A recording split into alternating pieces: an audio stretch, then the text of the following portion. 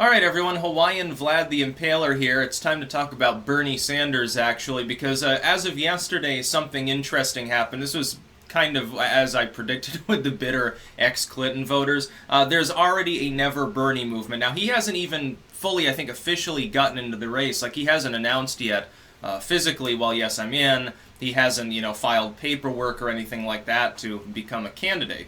But people are saying it's likely. However, I am seeing substantial numbers of people who were Bernie Sanders fans saying, no, not again.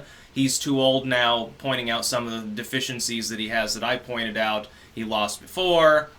He couldn't beat Clinton. How can he beat Trump? Some things like that. But there is a dedicated Never Bernie movement. Now, this is people who are essentially Democrats who are saying, no, fuck him, I'm not going to vote for him. That many of them, I think, feel jilted. They're Clintonian fans, and they thought, well, it's her turn. Bernie needs to be extremely visible, immediately back her. He shouldn't even still be in the race. Like, once it became, I will give the Never Berniers and the bitter Clintonians one thing.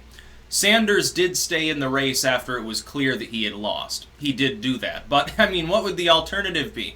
Just, okay, I'm going to clear the way and endorse her so that there's no opposition. That would have looked bad for Clinton, arguably. Worse than actually having someone who's at least pretending to be a viable opponent. And it was pretense. It was a 99.9% chance on day one, as soon as Clinton got in, that she would be the nominee, because there was never, a field never coalesced of people capable of going up against her. That's not the case. Like, if Clinton were to get in now, she'd have viable opponents. Which means that those people don't expect her to get in. They don't want to have to deal with the Clintons because, Hillary Clinton is vengeful. And you can see, obviously, her voters are vengeful, as you see with the Never Bernie movement. I would say this. Do I expect that it drags him down? Yes. Do I expect him to run? Still not sure, but I mean, there's a really good chance of it at this point that he's at some point, probably in the next couple of weeks or so, going to say, yes, indeed I am in, or no, indeed, this is bullshit, I'm actually not in. Maybe he's putting this info out there because he knows the DNC will cut him a check not to run. I wouldn't put it past him. I mean, they don't have a lamestream candidate to coronate yet. Biden is arguably too old. Clinton already lost twice. I don't think she's going to get in. She probably would have already gotten in by now. She would have gotten in early and often and never let go of the fact that she was in. She would make sure that you knew that she was going to be on a ballot near you because that's Hillary Clinton's style. She certainly didn't wait in 2016. It's basically, yes, I'm running, break the glass ceiling, vote for me, I have no Y chromosome, and that's what you got from the Hillary Clinton campaign. The only thing that would hold her back this time, I mean, technically speaking, she'd still have the most name recognition if she got in now. But you've got Kamala Harris, Kirsten Gillibrand, and Tulsi Gabbard. The glass ceiling thing doesn't work so well when there are other people who can take that argument and say, well, what have you done for me lately, essentially? It says Kamala's, I'm 37 years old, I am a younger woman, I can still have children and shit, what are you doing for women's rights? What are you doing with your buddies over in Saudi Arabia? Might come to mind. Could be a problem. As we see, though, one advantage that Sanders has, like if he gets in, we now have an internet-based political system, almost. Everything's instantaneous, interconnected, reshareable, and retweetable, and everything else under the sun-able. And in that environment, there are certain kinds of candidates who simply do better than others. People who look good for the camera, so to speak, they're sort of hip and not in a cringy way like Beto. It's funny when people say, Beto 2020. Okay, run him, see what happens. He wouldn't be nominated. It'd be really, really funny to see him get flatlined.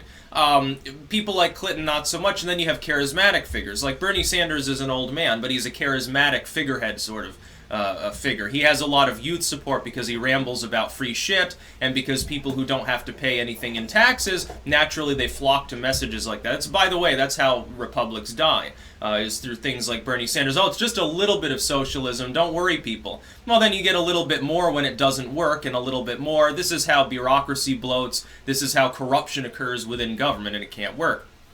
I don't think that Bernie Sanders can win the election. He could get into the general. I mean, if no other viable candidate emerges to challenge him, he'll probably have 30-40% of the support right off the bat if he gets in at all. In a packed field, nobody else is going to be able to get that much support unless it's like Joe Biden. And again, Joe Biden is not viable. He's not capable of winning. He's certainly not capable of beating Trump. With Sanders, like, okay, outside chance that this geriatric socialist manages to foist his bullshit on the country.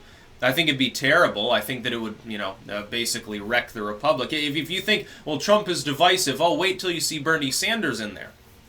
It'd be a really, really funny time. It'd be ironic if he chose today to announce, because it's Holocaust Remembrance Day, and of course Sanders is Jewish by background. I don't think he's like a practicing Jew.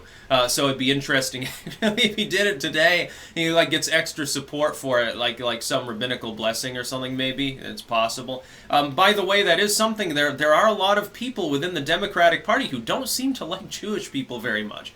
Ilhan Omar comes to mind, or Rashida Tlaib. The Democratic Party's whining and dining people that want to literally, exterminate large numbers of people over there in the Middle East. I'm not so sure how well that works with a Bernie Sanders ticket. Some of these people are out in La La Land or some stupid shit like that. Bernie Sanders is like free shit. That's in La La Land too, but at least it doesn't, ice cream doesn't involve exterminating people, so I suppose that's an improvement. I'm not sure that Sanders can pull it off. I think he's just too old.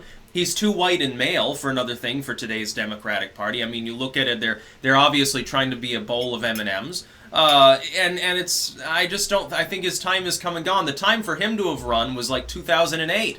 People were calling for him to run back then. He probably could have gotten in there, when he was younger, more energetic, number one. The Democrats were riding high, number two. He could have gotten in.